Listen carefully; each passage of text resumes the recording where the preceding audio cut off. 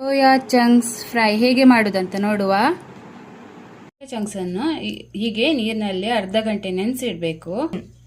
ಹೀಗೆ ಹಾಕಬೇಕು. ಇದಕ್ಕೆ 2 ಸ್ಪೂನ್ ಕಡಲೆ ಹಿಟ್ಟು ಬೇಕಾದರೆ ಹಾಕ್ಕೊಳ್ಬಹುದು. ಅಕ್ಕಿ ಹಿಟ್ಟು 2 ಸ್ಪೂನ್,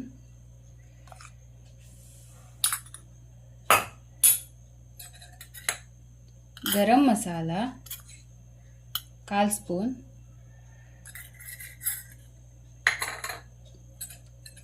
ಖಾರದ ಪುಡಿ 1 ಸ್ಪೂನ್,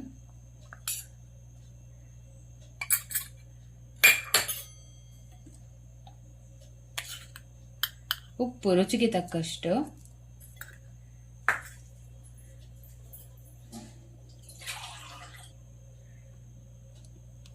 ಸ್ವಲ್ಪ ನೀರನ್ನು ಹೀಗೆ ಚಿಮುಕಿಸಿ ಮಿಕ್ಸ್ ಮಾಡಿಕೊಳ್ಬೇಕು.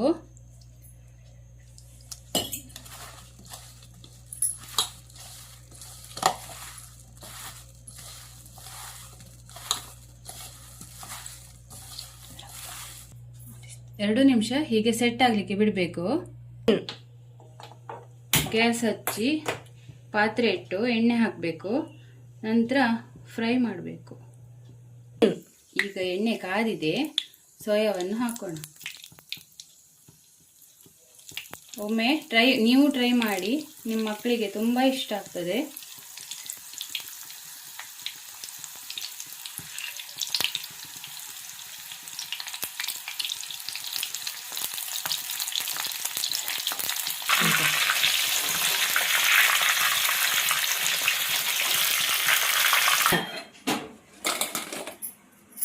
ಸೋಯಾ ಚಂಕ್ಸ್ ಫ್ರೈ ರೆಡಿ ಆಗಿದೆ.